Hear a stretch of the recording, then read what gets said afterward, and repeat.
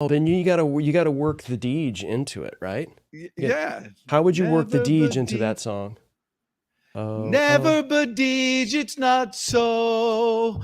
Objections, you know. Are we You live? got one life, for crying out loud. You might as well just give it all you got. The Deej, Dan Jordan. Your daily dose of reality. Your daily dose of the Deej. I can't believe I'm saying this, but I need my daily dose of the Deej. I make the news. I don't watch the news. I'm a leader. The sales energizer, Dan Jordan. Listen, don't worry how to sell, baby. Worry about why people buy. And it's fun. You don't need a 5-hour energy. All you need is the sales energizer. Just when I think it's not going to be as fun as the one before, each one gets successfully better. What's the word I'm looking for? What's it going to take to get you into this car today, huh? And now, please welcome the sales energizer, Dan Jordan. Boom! That's exactly it. Do that. Let's do that. Boom! Boom! We're on a boat, ladies and gentlemen. You did that on purpose. Yeah, I'm making up the Ozempic commercial song, the objection song. That's it. Good. That's it. Yeah, I was afraid that if I played a song at the beginning that YouTube would strike it. Right? That's the whole thing. It's like, oh God. For those of you, for both of the Dan Jordan Live fans that are out there watching right now, we had been starting shows with music, and Dan would come in and he'd be singing song, and he'll incorporate Deej into the lyrics. Right? That's kind of what he does. Yeah. And so I decided instead that I would hit live and not let you know that we were actually live, because you're not paying attention. You've got shiny objects. You're on a boat. And so you're not paying attention. So we got a little banter, a little bonus banter if you tune in right away. Little BB. That's cool. Well, this is excellent. So how are you? You're not 100% today, you told me earlier. I'm 110% now, because after our conversation backstage with our guest, I'm kind of excited for the potential engagement that we may have on the show. And I'm also excited to see if the barge that you're on, backs up from the... I was thinking, here's the issue was I needed something with light. I'm in a garage. I didn't know what was happening. So I'm on the boat. But here's the thing. I'm on it's in a garage, so it's on a trailer. And originally there's a better seat back there. And so I sat there, but then the whole boat went up, and I'm like crawling my way back. I mean, everybody's done that. Everybody's done that, right? I mean, I'm not the first one. Of course. You know what, though? The audio couldn't be any better because of the Samson Q2U. That's the lengths that I'm willing to go for you people, the car buying public who come over. And, there's always analogies. How I do my speeches and things is, you just take things from the day and you could turn them into sales. For instance, there's a difference in sales between catching, like hunting and fishing. So like fishing is marketing. You're throwing out the bait there and you don't know what's going on. That's all freaking sales is hunting. You just go in there and get the mother. That's what you're gonna and that's what I'm like inclined to do. I don't like sitting back and kind of waiting for things. But fortunately, there are people out there much smarter than me that like kind of know the right bait. This you is are a nice really fly, taking this to the yeah. I know this is almost. I'm going to get remember the guy with the glove with the boxing gloves. Yeah. So Rick Rick Downey. He's a nice guy, and he came with his boxing glove. Anyway, people not only know the right bait, but to whom at the right pond to send it out to. Basically, be expert at your target market. And our guest today is somebody who I met because he's the person that creates those kind of awesome lists. And he keeps on reminding me of the fundamentals. You could have the best product and you could be the best lawnmower in town, your best landscaper in town. Okay. But if you're sending all your marketing to people who have, gravel for driveways, you're not going to do much work there. So without any further ado, I've got to introduce my man who's too chicken to put his real face, so he puts a cartoon, the world's best marketer and list manufacturer, my man, Kevin Downey. What's up? There he goes. Amazing. The caricature keeps me from aging. Oh, that's true. That does work. That and that commercial with that thing, it gets you. It's anti. You know what it is? I met a guy yesterday. He's into hyperbolic chambers. It's like you go into this thing and they infuse your entire body with oxygen, and it reverses aging and everything. It's crazy. He got put out of business, though, the fire marshal, because what happened was his chambers went expired. So now he has to get new chambers. And so how's that for an intro there, Kevin I'm just Downey? waiting to see how far you're going to take the fishing thing on this show. Oh, no, that's as far as it gets. Yeah, that's it. The whole boat thing Renee got me Hastings. laughing inside. I can't contain myself. Yeah, we're going to do all that thing with the funny. bait. So Kevin Downey, this is Chris Stone, this is why I like old school salespeople out there. They're very, message, marketplace, and media. And everybody, kind of works on their message and they work on their delivery system on how they get it out. But nobody really pays enough attention on who the heck is your perfect client and prospect. And Kevin Downey, you got into that list building, and how are things going? Are people still into that? What's going on these days? Absolutely. I mean, the data side has changed, obviously, over time. We went from the Info USA, Axiom, people-centric data, if we're talking about B2B, let's say, or company-centric data to people-centric data. Your Zoom Info, your Apollo kind of stuff. And so when you go out and get data, you're getting the people's information with email address, LinkedIn profile, obviously company phone number and all that stuff, but really essential in modern marketing, at least certainly on the B2B side, which is where I spend most of my time. Well, and how are you? So like you do, I guess it's email marketing. Yeah. So my agency, basically, I'm historically a recruiter. So mostly focuses, on sales, recruiting, BDR, SDR roles, customer service, that kind of thing. Over time, got specialized in email marketing as well. So we do that for clients and kind of combine those things together to help build them a system from lead generation all the way through the sales process. Well, so that's important. Hey, can you do me a favor and talk a little bit faster? I mean, what are you on speed? That's crazy. I mean, just get what I move quickly, as you know. I understand. But All what right, happens is people get too revved up when they come on the show. So, but you hit. I want everybody to get this point here. So, the accessibility of the person that you want, is it harder now or it's easier? I think it's kind of easier. Well, I think you have to use a multi-channel approach to get to people, right? But going back to the data, the old days of like what we used to do, you pick up the phone, you dial, boots on the ground, you walk into a facility, you don't have that same access to receptionists to move you through, to the right person on the phone, right? So we're boots on the ground. So many companies now have half their staff remote or whatever the case is. So obviously you have to have the people data in order to do your outreach and do cold calling. And again, you're doing email and LinkedIn and so on and so forth. You have to have all those pieces in place to do the cold outreach today.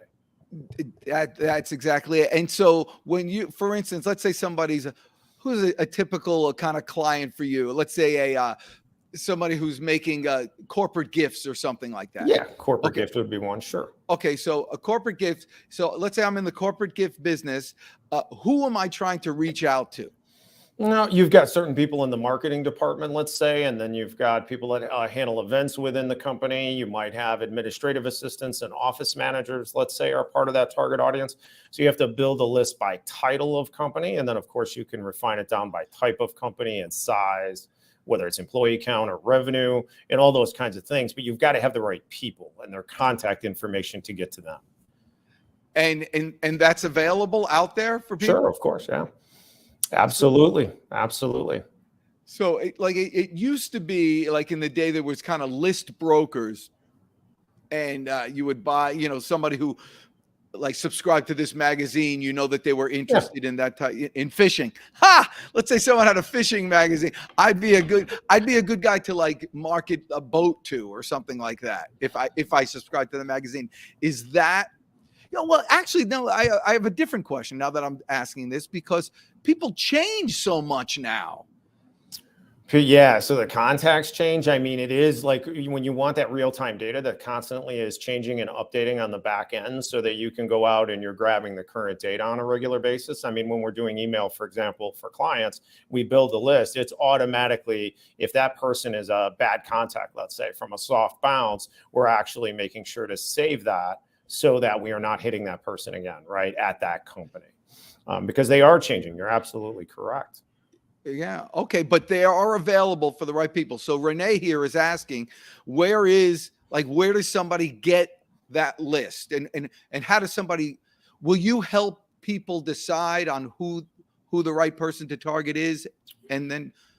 Yeah, I build data sets all the time for clients, but typically they're doing email already with me, or they're doing with my agency, or we're doing recruiting for them, of course. But if they just want data, I can provide just data. Yeah, absolutely. You can build any kind of list. I mean, it comes down to targeting companies, because the main old school way on Info USA and Axiom and that kind of thing, where you're doing things, if you remember, by SIC code and business to business, you're getting the company information, but you can't get the people information the same way, right? So Zoom Info, being the big dog in the game, kind of came out with more people. Lead IQ, and there's a couple of them. Yeah, we use Apollo, but it's people-centric data. So now you're building a list with industries, with keywords to refine company, employee size, or employee count, and then the titles of the people that you want. So it's the company information paired with the people that you're trying to get to: name, title, LinkedIn profile, email address, everything. That's good. So this it's actually not complicated once you work it out. And this is what I want people to hear. And this is the kind of exciting thing. So let's say I come to you as a recruiter. Let's say, okay. So I'm a recruiter, and I do IT recruiting. So I do IT recruiting. I come to you. What would you suggest I do? You're trying to generate leads, obviously. I'm trying to generate leads and get more clients. So the person who wants to hire people. So let's say, like with what I do, if the audience size is nationwide, it's a good contact list. So we've got 100,000, 150,000 people to go after. I want to use email marketing as the primary method or medium to generate inbound leads, right? I want to do that cold outreach with email, because when I build systems, I can send 6,000 outbound per day per box, right? So I want to use email for that kind of thing. If their business is, let's say it's Atlanta only, and they only do the Atlanta metro area, now you've got a much more niche, narrow audience to go after. So what I do with email isn't the right solution there, because the audience might only be 15,000 contacts. So my email is not the right thing there. Then you're bringing in rep, BDR, SDR type person to do cold outreach more manually to a more narrow list. Wait, stop. So the email, you do them in conjunction. So are they making, are these guys, these BDRs, are they making cold outreach stuff with the same list? Sometimes. I would say most clients, if I'm doing email for them, they're driving inbound leads, and they have an SDR that is just dealing with inbound leads and trying to move them to sales, or the sales reps handling the inbound leads and taking them from there. Okay.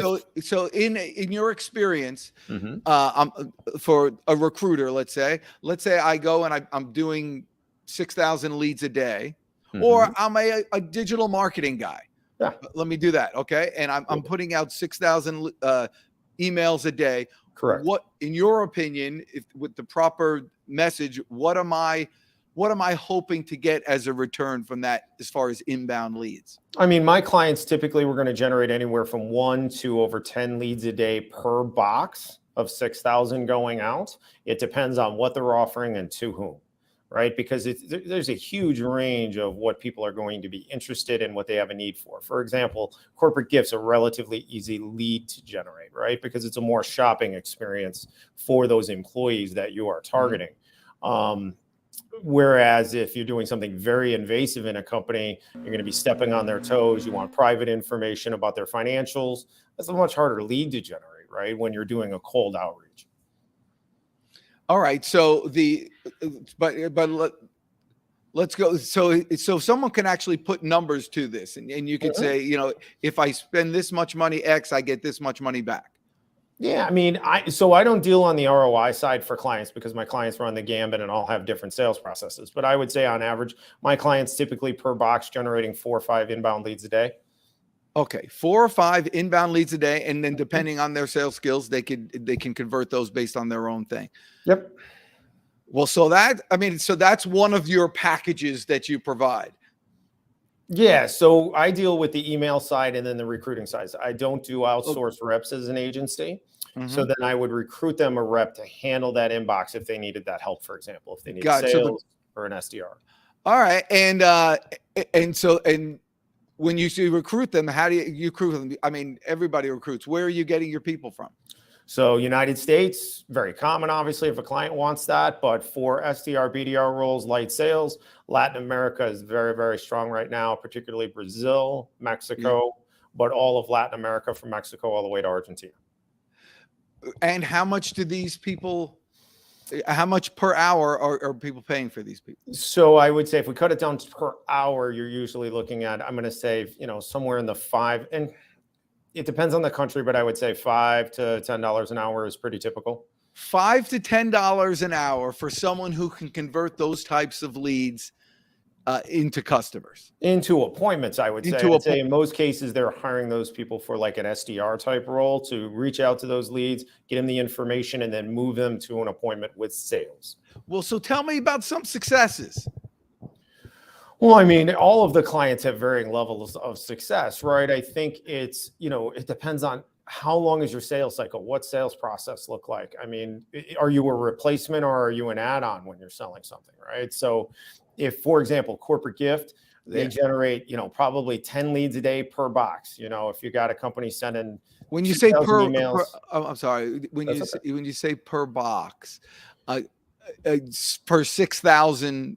Yeah, a box I can do 6,000 outbound emails a day. So I specialize in just text, one-to-one text-based emails, right? Okay. So you're driving inbound leads, but in a case of like corporate gift, for example, much easier lead to generate. You're targeting employees. They're not necessarily C-level or owners. It's a shopping experience, and it's almost always an add-on, not a replacement, right? So it's something they can buy regardless of who else they're buying from or what they're dealing with. Yeah. In the case of, let's say, SaaS, which you're very familiar with, right? The SaaS company comes to me and they're a CRM. Yeah. Most every company with a sales team has a CRM already, right? So now you're a replacement. So you're a longer sales cycle. You've got to prove more. It's just a harder sale at the end of the day. That's just an example. Right. But what happens is, and what people need to realize is that email or that inbound lead, there might not be the right timing right now, but now you have their info forever.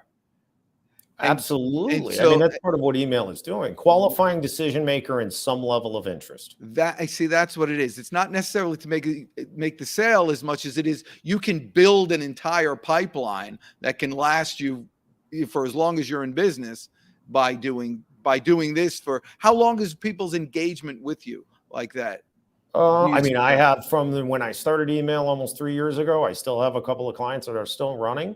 One of them runs 9 boxes, so 50,000 or so emails a day. And then you have some that, few months, 6 months, it all depends on target audience. And, one of the things I would say if we talk about B2B businesses in general, follow up on leads is crucial. So you send them the information and you give them a call to action, for example. So let's say you reach out to them and you say, hey, I'm going to send you over this thing about our company, yada, yada. We solve this pain point. You send it over and then you give them a call to action to schedule a call, for example. Very typical for a B2B company.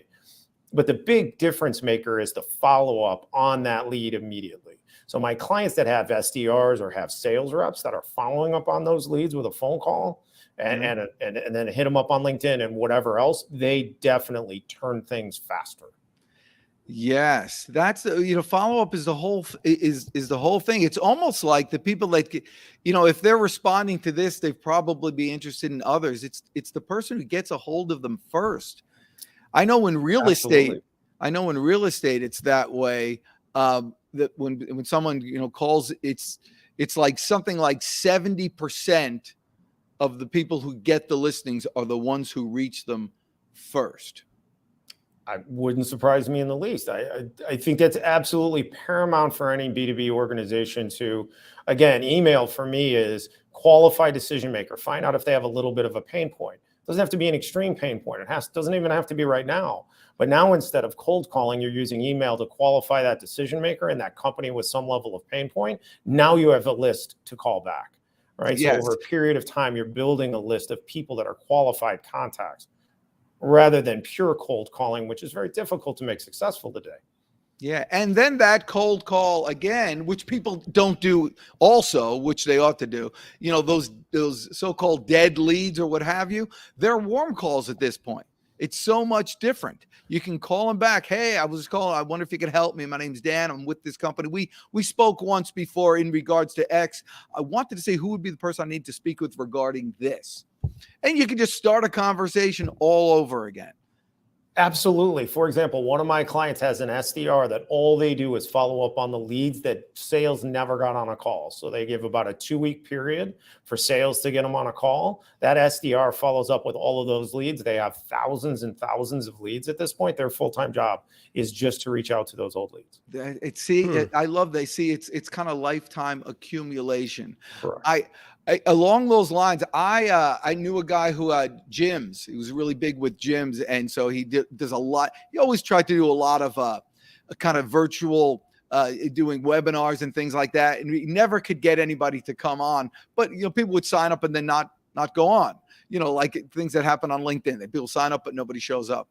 Well, you still have their information. And so he's like, I got to do something. Just picked up the phone and called all those no-shows. And said earned like $100,000 that day. I don't know if he's lying or not.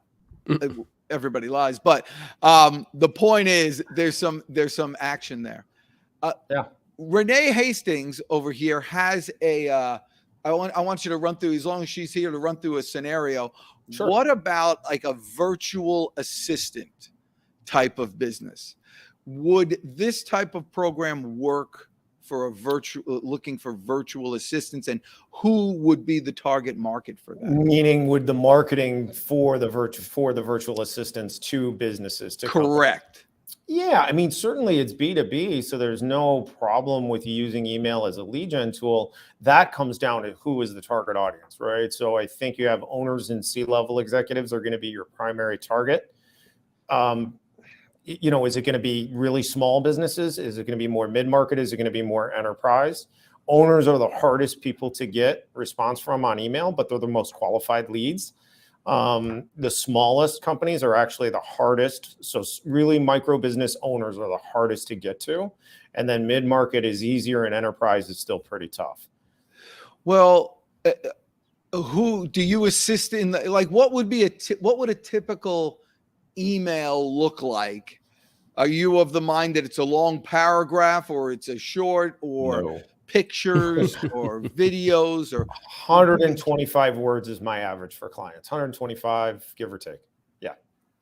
Okay. And has that number shrunk over time, or is this just based on, and does it vary by the type of clients in terms of the word? Yeah, it varies by, good question. It varies by the client type and who are they targeting, right? Whom are they targeting? It just depends. At the end of the day, it's, do you have this pain point? If you do, we can help you solve it. Maybe a little bit of here's how, this is what I want you to do next. And most companies using email, especially if they use graphical email, they're sending out advertisements, right? And they're trying to drive them to schedule a call right away. They're trying to sign up for something. That's not the way you use cold email from my point of view. You use it to reach out to say, do you have this pain point? It's one-to-one text. If you do, I can help you solve it. This is what I want you to do next. Reply back. Let me send you over this information. And the reason why that's so effective at generating the quantity of leads is because you're not encroaching upon time or money. Because if you say, I'm just going to send you over this PDF, they'll say, sure, send it over. The good news versus a call with email is that if they actually say that, that means there's actually some level of sincere interest. Whereas on the phone, if I cold call you and I ask you that same question, you'll say yes just to get me off the phone, right? But with email, they're not going to say, sure, Kevin, send it over, unless they're actually genuinely interested to some degree. Yeah. There's a guy, Dean Jackson, who's brilliant, and he's kind of perfected the 7 or it's a 9-word email. And basically it just says, I'm starting a coaching practice, reply if you're interested. Yeah. So now it's not cold. Obviously it's going out to people who know him and all that, but it's very effective. Just like that, and then he could send back the other email, and then he puts you in a different category. But the big news in doing this, the big winner at the end is what happens after they reply. I think that's when most people lose it. And so when you say there needs to be a person or an inside sales rep or a setter or someone like that. Mm-hmm. Is that normally somebody in the company, or is it who trains those people? Because that's the most, you spend so much money to get a bloody lead and then it gets, you piss it away. Again, it depends on my client, for example. They're all different, right? Some have sales sitting on that box because it makes more sense to do that. Sometimes they have an intermediary person like an SDR sitting on those boxes or box to send over the information and then follow up with those leads. I think it depends upon your type of sale and what's the longevity of the relationship between the sales rep and the customer. If it's an account manager or account executive, I love sales reps handling their own inbound leads and dealing with it. Mm-hmm. If it's a more like a hunter sale where you're doing appointments, you're closing a sale, and then you don't deal with the customer again, I like them to be scheduled with appointments all day long and not dealing with leads. I would much prefer somebody be in between to schedule those leads for them, only because the reps in the United States are just going to be so expensive to have them sitting there dealing with inbound leads. If you can schedule them with somebody else that's less expensive, makes more sense to me. But every client is different. Every client's different. Right. But you're saying I can, so going back to that virtual assistant company. Yeah. Okay. So the cadence and the progression, the sequence that would take place is we send out a bunch of emails. We're going to get some interest, what have you. That first call should be handled by a setter or a salesperson. Or a principal in some. Okay, but a salesperson, if I have a full-on salesperson, then they're spending time doing that. It's better to have a $7 an hour person who's qualified to do that. It does really depend upon the relationship between sales and the customer in the long run, from my point of view. If you're going to have a relationship with the customer, for example, in the long run, I want you to follow up on those leads, right? Because that's your territory or whatever the case is, right? Because you're in that account manager or account executive role. Mm-hmm. But if you're just getting paid on one call, you get scheduled and you close or don't close, maybe you do some follow-up, but you do the sale and then you hand that off to fulfillment of some kind, and you don't have any relationship with the customer, then I would rather have that salesperson be scheduled with appointments all day. Yeah, got it. Generally speaking, but in the case of virtual assistant, to address that one person's question, with virtual assistants, what I would do is I wouldn't put out there whether they're interested in hiring a virtual assistant. I would put out there that what the problem that the virtual assistant solves. That's the biggest difference there. In other words, as a recruiter, I'm not asking you for hiring right now. It's just like a job seeker. I don't want to call and ask for hiring right now. I want to say, hey, can you use someone to help you do this? Boom. I want to solve that pain point for them. So let's do right now with the virtual assistant. So a problem would be, well, what are as a business owner, Chris Stone, what's a problem that someone like you would deal with? Or what are 3 problems that someone like you would deal with that a virtual assistant could, or problems you're having? Spending too much time working in the business or on the business, not in the business, not on the business, right? Yeah, administrative, all of the things that you don't love doing that need to be done for your business, right? So that's, technically virtual staff is someone that you could sort of, and so that's what's happening. And I think and being someone who works with Renee Hastings, that's exactly what she does for entrepreneurs. Yeah, so that would be an email. Hey, if you're having a problem with not having enough time to do the things that you want to do because you have too many things that you're doing that you think you need to, or too many things doing that other people can do for you, we might be. You're over 250 words, Dan. That's you're over capacity. Well, I was thinking as I was doing it. I was noodling. This is live noodleage. Live noodleage. If I think to that point though, if what they solve is general, or if the pain point is general about time, I could see that. But most virtual assistant companies, I have a few as clients, their virtual assistants are pretty specific in the types of things they do. So either HR or accounting or whatever the case is. If you have that and it's not general, I would rather attack with a specific solution. And to a specific pain. I love that. So you're essentially niching it down, making it, because if you're too broad, then you're not hitting something. You're not hitting it. Yeah, it's just like if a job seeker was reaching out, because it's kind of the same pitch, right? Like a job seeker says, "Hey, I'm trying to get a job from working from home. I can do anything. I'll learn anything." That's not going to work as a message. You have to be able to say, "Hey, I can help you do this. I can do this for you," right? Kind of thing. I agree, and I would phrase it differently. Basically you want to call out the problem. There's 3 words that repel your customer from you, your prospect. Those 3 words are I, we, and us. So I try to say them as little as possible. So what I would do, if you're like the other customers we work with, you want like 3 things. You want more time, you want more energy, and you want to be better looking. If this sounds like you, we can help. So whatever it is, you can get somebody agreeing if they want to, if they're in that vein. But listen, if you're sending 6,000 a day, for crying out loud, you could sell anything. Yeah. But of those 6,000, how many are getting through? And how many are getting, what's like in this world, what are open rates? Yeah, open rate for us, because we have to do reputation management on a domain, set up a new domain, all that fun stuff, right? So it's pretty involved. But open rate, typically high teens average. So my clients run anywhere from low double digits to high 20s per email. So, but we don't just track open rate as emails are going. We actually track the cumulative open rate of what percentage of your target audience has opened at least one email. So we watch that number very carefully. So we want to see that, like high would be getting above 50%, for example. My long-term clients are definitely over 50%. Wow. But on an individual email, you might be, you could even be high single digits sometimes. It could be bad.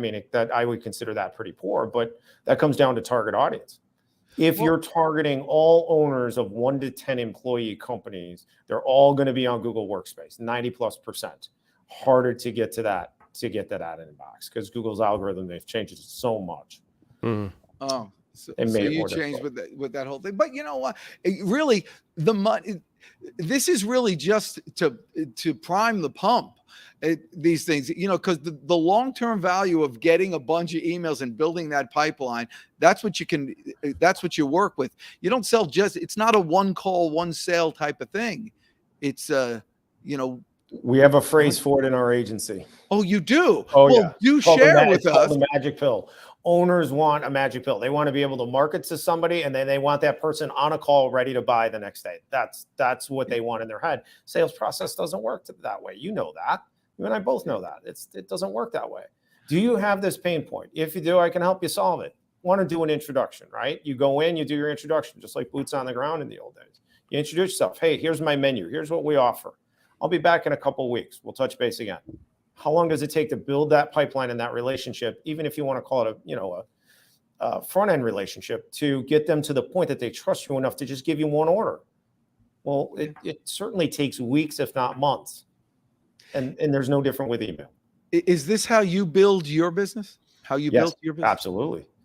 Do you have email? How many, what did you call them? Books, boxes. Pods? What do you? What? Well, it's like the hair club for men. He's also a client. He also uses his own. Like I need hair club for men. No, I meant nothing. I mean, no. I see. You know what? She actually saw this. She'd be like, "Gosh, he needs hair." He's just mean. that Chris Stone. He's just a mean I get guy. that all the time. Not Yeah, like you you got did. it. Well, you know what I'm saying, do. right? You use what you're selling. Absolutely. We reach out by email. I wouldn't do cold calling because my reach is nationwide. It's to a lot of different kinds of businesses. Basically, B2B is what I specialize in, although we recruit for B2C companies sometimes. But I don't do any marketing for B2C. But we do that outreach. And there's how many owners and chiefs are there in the United States? Off the top of my head, B2B, give or take 1.2 million. So I'm emailing 1.2 million people once a month, give or take, right? Driving inbound leads. My people are handling those inbound leads and they move them to, primary salesperson. Most of it focusing on recruiting on the front end. That's awesome. Well, I think there's an area that's probably going to become very big, and I want to get your opinion on it with video.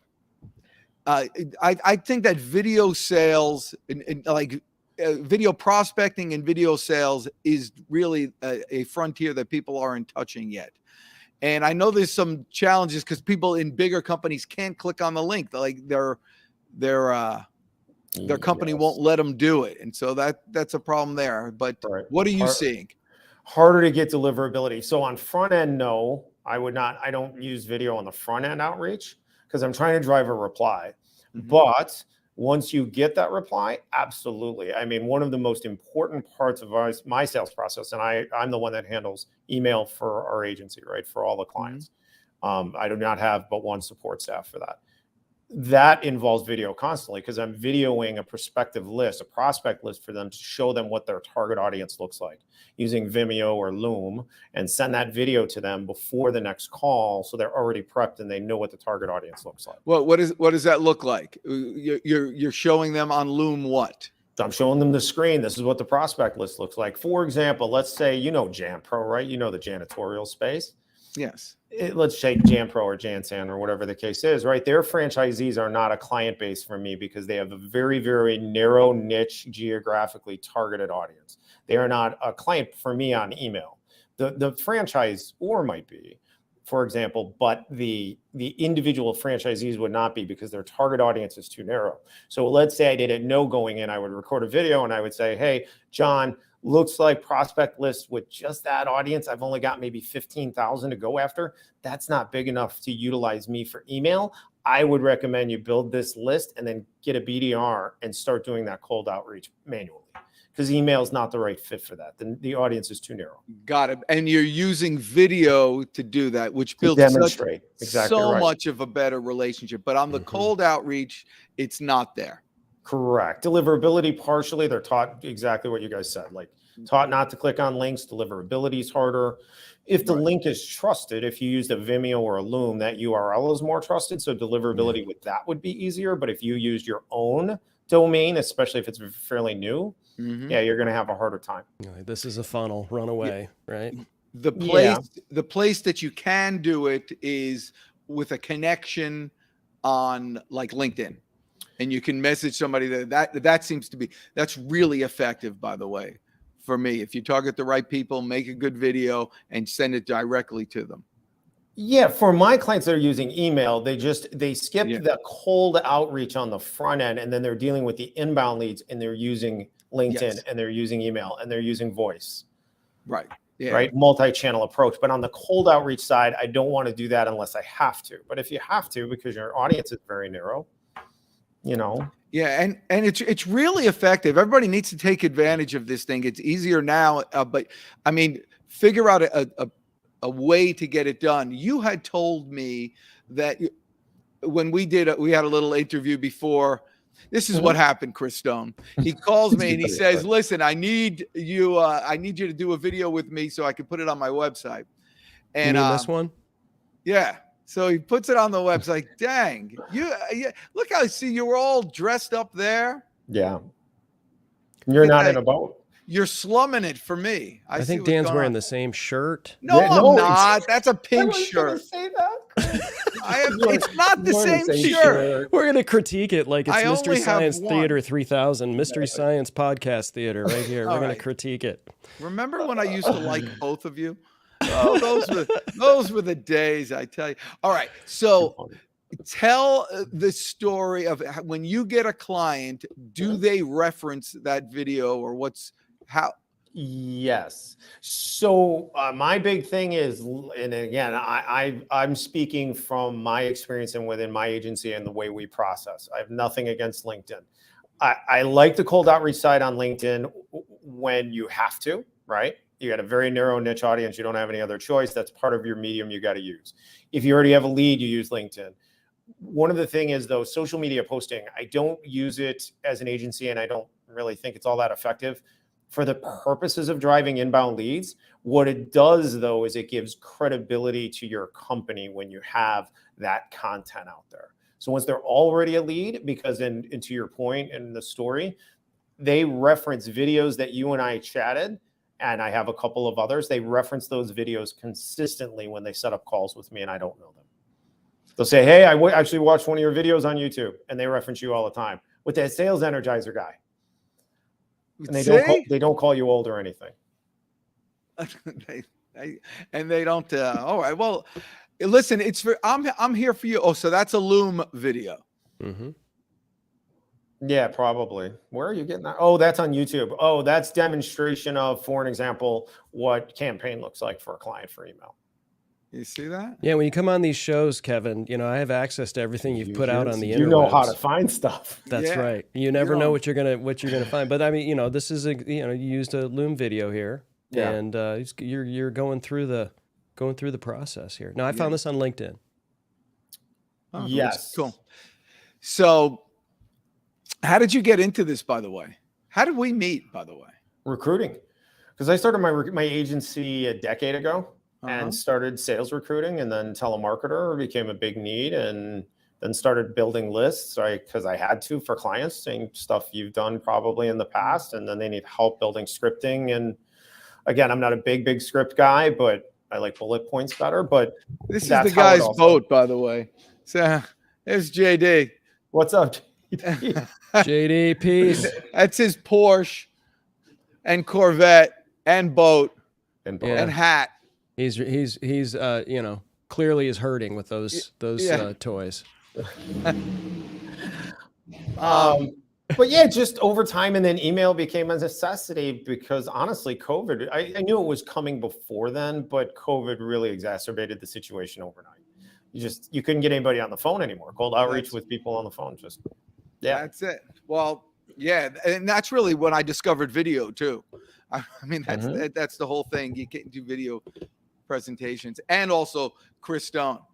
So and showing candidates, that's the other thing with video. You talked about that. We get the video introductions from candidates, huge part of our recruiting process now. Mean you'll show what does that look like? We have the candidates record a video introduction. Started because we were recruiting internationally, so we were gauging English speaking skills. One of my clients about 3 years ago asked, they recruited a BDR in Mexico. And he said, hey, can you use that for our US sales recruiting we've been doing? I was like, sure. I knew within one day when we started it, we were going to use it forever and now you get so many candidates and so many applicants. Now we put the videos on the dashboard for the client, right? For whether a dedicated recruiting program or it's the contingency deal. And they can see the videos of the candidates, whether it's international or US. They get to see their video introduction and resume and all that, and LinkedIn profile all in one place. Well, are you finding that nowadays, look at Garen Bulgogi, Bellissimo. Look at Garen Bellissimo, he's there. He took a break from shooting hoops to come in and critique my new studio, which is fully under construction. He is. See, there's a true fan, not like Kevin Downey, but one who actually notices the difference in the background. See, there's someone who knows the Dan Jordan live show. So I love video once you get a conversation going or whatever again, you're absolutely right. Or whatever the case is. I love video. We're going to move towards that. I had something to say before I was so rudely interrupted by the guest. Sorry. No, so you're doing this. So is there still what are you seeing out there in the market in terms of recruiting right now? Are people looking for SDRs and BDRs? Are people looking for more people to come back to the office? Are they okay with remote? What are you seeing out there? I think companies are trying to figure out sales process still because cold calling has become less effective. Their marketing, they're still trying to figure out their outreach and their marketing without people to try to drive inbound leads and figure out how to build a sales team and a process that makes sense for their organization, given their target audience, sales cycle, all that stuff. They are hiring, absolutely. I would say the desire, we talked about this before, the desire for local people and people in office from the employer side is pretty high. Yeah. But the job seeker side, it's the reverse. The demand from the job seeker side is unequivocally to work remotely, 100%. So wait, people want to work from home? I don't understand that, by the way. Well, why would you want to work from home when you could be on a boat? I mean, when you could be around other people. Well, I mean, it's like people are forgotten. They can't, you know what? It's good for me. I mean, I go to there could be a room of 30 people, nobody talking to each other. For me, it's like, you know, showtime. I can own them because people have forgotten how to talk to each other. I agree. I did 5 days after when COVID hit at home because of my wife pressuring me. You got to come home. You can't be at the office. And I did 5 days and I'm like, I'm done. I'm going back to the office. And there was nobody here for 6 months. There was me in a building, a 50,000 foot building. There's 4 of us. Oh, so they're your best friends. Well, I know this topic is could get delicate, but I'm gonna crowbar myself into it. But I think, you know, you guys are maybe becoming a little bit more of the minority, and the more people you talk to, they have been into offices and it's kind of run them down, and then they've gotten that good taste in their mouth of being able to go, hey, you know what, I can actually be more efficient and do things like, you know, something that I found out as well when I left, a corporate gig in 2007, or not left the corporate gig, but was put into a remote and had to do that. And I was like, you know what? I'm actually working more efficiently now. And I think but it's not for everyone, right? Yeah, it just but you isn't. see, but you're not 22 years old and, you know, are not trying to start a life and meet people and, you know, get out there and produce. So you're worried like no one's going to be able to talk to each other? I'm worried about future generations of people who are not getting married, not creating families, not interacting with each other on a social basis, and losing and not getting rejected and not getting beaten up and not learning and not growing and not becoming the leaders of the future. That's what I'm worried about. So people aren't going to get rejected. In your home, in your parents' basement, or in Bulgogi's house, in his own house, in his basement with a great office, you're missing out on building the the That's what you think. People. That's your opinion. I think there are other people. The generations past probably felt the same way about the generation that you grew up in, right? So, I mean, I'm not saying get off my lawn, but I am saying like. There are things work in cycles too.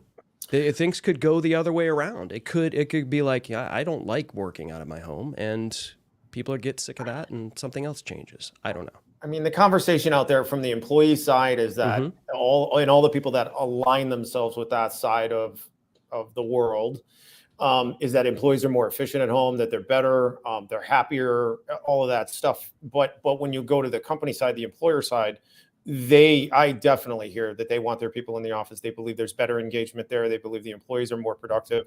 They're more part of the company culture. Yeah.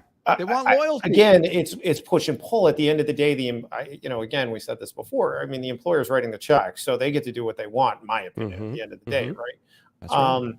One of the things, though, that wasn't touched on is that from the employer perspective, and this is the short-sighted, where I think they're a little short-sighted, is that they're looking for remote jobs. Again, I told you guys this before, 100 applicants a day for any remote position in the United States. If it's customer service, gosh, I'll get 200 a day. What I tell job seekers, if they really want to work from home, is I say, look, do your targeting. Instead of just applying to jobs, do that. But instead of searching for remote positions, search for positions that are local, so companies that are local first. because even if you can work from home and the job can be done from home, you at least then have the leverage that you are local and you have the emotional tie with the relationship with the company. You're just going to be better served in the long run in that relationship, and you're going to have more leverage if you are a local person. And that is missed by job seekers all of the time. They're not, and this is to what Dan is kind of saying to me. I just translated a different way, Dan. Sorry. Why would me as if I'm going to hire somebody remotely, why would I get someone from America at $18 an hour or $20 an hour when I can get somebody at $7.50? Well, that's a different conversation. I would say, first of all, that's the conversation I want to have. Okay, so if that is a problem that we're going to face in the future, is that you have these jobs that can be done remotely, and I think that's, again, digging your own grave from the U.S. side, is that you want to work remotely, your job can be done remotely. Why does a company need to hire in the United States? In the long run, that's a very serious question that has to be answered. I mean, that's tough. In a BDR role, cold outreach with phone, email, LinkedIn, all that stuff, I certainly can teach somebody in Brazil to do that at $5 an hour versus somebody that's going to be 50 grand a year based in the United States. Very hard to get ROI out of the person in America in that role, right? So I think every company has their own view of it, how they want to hire in the United States for remote versus international, right? Some companies just don't want to deal with the headache of international. They don't want to deal with the pay stuff. The HR department doesn't want to deal with it. The legal department doesn't want to deal with the employer of record rules in different countries and so on and so forth. So just depends on the company. Yeah. Well, but you seem to be well positioned in the right place, so you can get either or. Yeah, we do both. But I think for the job seeker, which is some of the audience for the show, I would tell them as a piece of advice, if you're going to try to find a remote position, besides applying to jobs, focus on local companies first. First of all, learn how to do cold outreach yourself, especially if you're in sales or business development. You should be able to do that. And target companies that are local first. Build a relationship with the employer. Wait, hold on. I got somebody screaming. Dan's out at the shipyard, and he's got some fishermen that are coming in. It was amazing. That was exactly that makes sense too. It's like I think a lot of times people will see all this hiring and it'll say remote, but the company's based in San Francisco, and here I am based in Atlanta, for instance. And you're at a disadvantage by not being able to, at least at times, be there physically and develop a different relationship, different energy than something that is fully remote, and you may never see them. And it depends, Chris. It depends on the qualifications for the job, right? Like if we're talking a really high level PPC person, and my company is based in Topeka, Kansas, I may not be able to find that kind of talent in Topeka, for example. I'm just building Topeka. Everybody from Topeka, don't get mad at me. Shout out to Topeka. Shout out to Topeka. I may not be able to find that talent, and therefore hiring remotely and recruiting the whole United States gives me enormous potential to find a breadth of talent, right? But for a lot of positions that we get, again, customer service, I'm just going to use that as an example, entry-level sales, you get inundated with people who want remote positions. But what they miss is that their leverage, because they don't have a talent leverage, right? They don't have a skill set leverage. Right. They may be driven. They may have a lot of passion, but I can hire people to do those jobs from all kinds of places. So if I'm a job seeker or an employee, if my company is local, I have a lot more leverage to maintain my position. It is harder for that company to get rid of me at the end of the day. That's the thing that I would like job seekers to understand. Well, is it, I mean, for a long time, it was kind of a buyer's market where the job seeker could, name their price and decide what they want to do, work or not work or all that. Has that shifted? I think it depends on the job. I think very, very high level specialists always will have leverage, right? If you have enormous sales history in an industry, you're always going to have leverage. If you're very specialized, you're going to have leverage. If you're not specialized, no. I mean, the power is all in the ball is all in the court of the employer at that point, because they have the whole country to recruit from, and not to mention sometimes the whole world.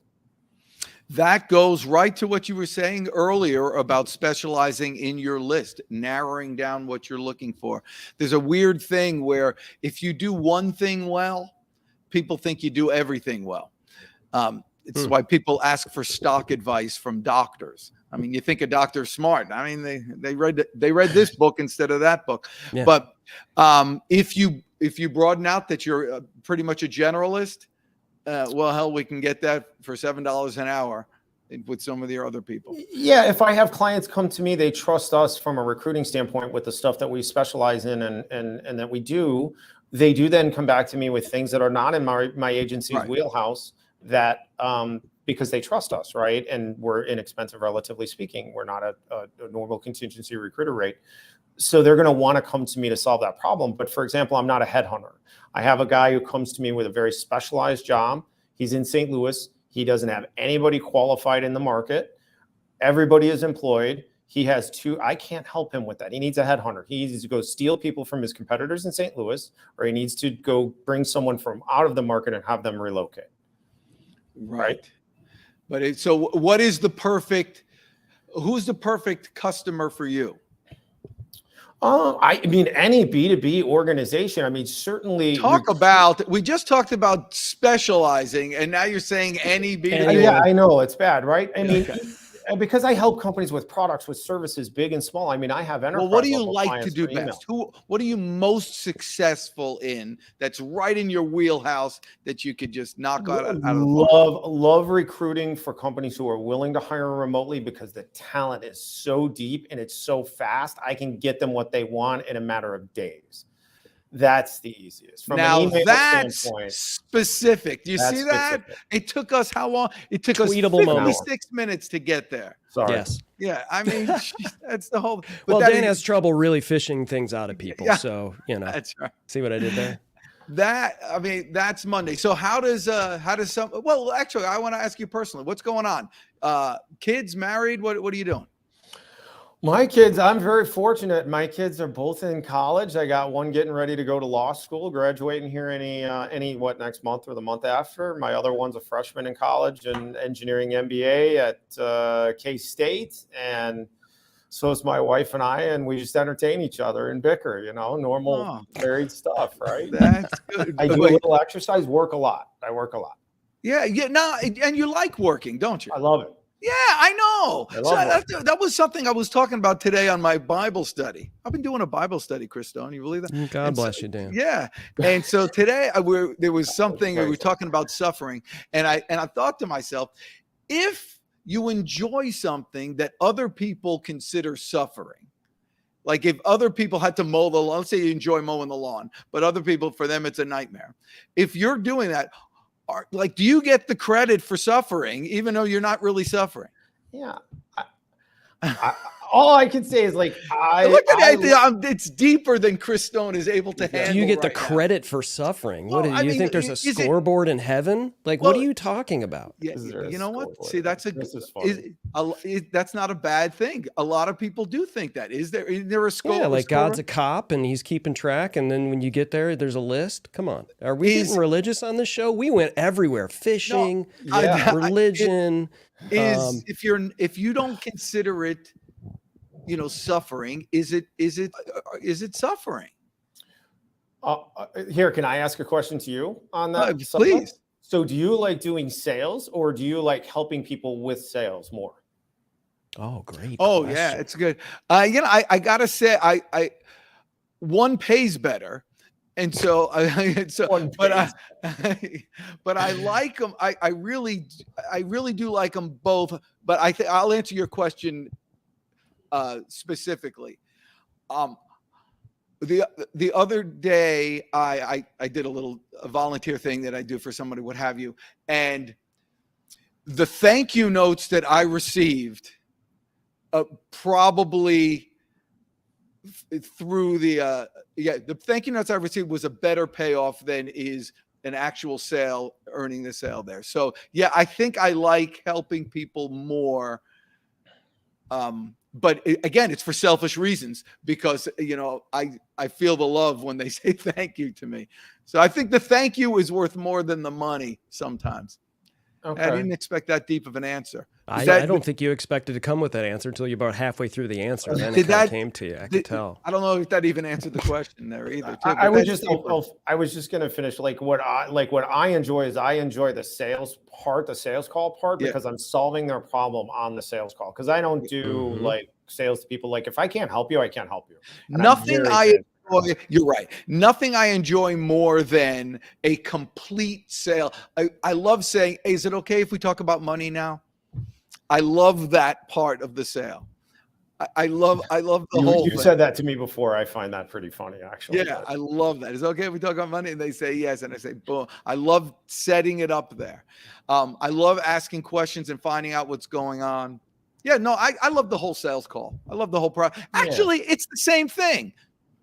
That's exactly my point. It's like when I'm helping somebody solve the problem, that's what happens on my sales calls, right? Because they already know what I do as an agency when I do calls, and they already know what the pricing is. So I don't have to ask for money, right? I don't have to talk about money because they already know what it costs. So it's, hey, can I build you a targeted list? What's your pain point? Who are we trying to target? What's the ultimate solution for you? And then helping them work through trying to figure out the right way to build that outreach process to sales team, whether they're big or small. That's the part that I really enjoy. My staff does most of the recruiting part. I don't have as much fun with that. Well, Dan, this has been one of the most, informative yet very sales-oriented call. I mean, we've had some great things on the show, but like, there's so many great sales nuggets that were just in that last 10 minutes. This is why that's why I like real people on the show, like Kevin Downey here. The real old school kind of understanding the process.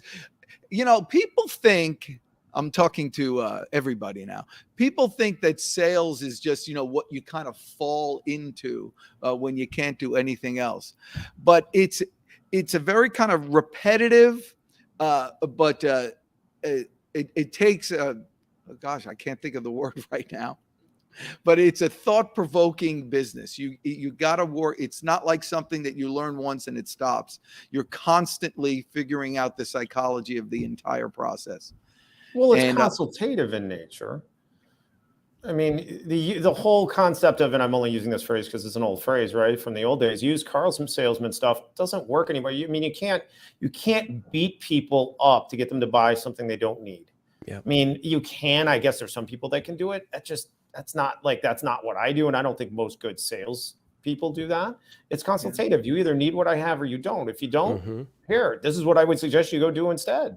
I have to do that. Well, I would say the old school used car salesman closes don't necessarily work anymore. But listen, there is nothing better than getting somebody in a car and I'm interested in this, hop in. I mean, that's total. And it's the same thing. Yeah. Test drive your stuff. That whole process of getting people. Listen, it's attention, interest, conviction, desire, and close. So you get their attention.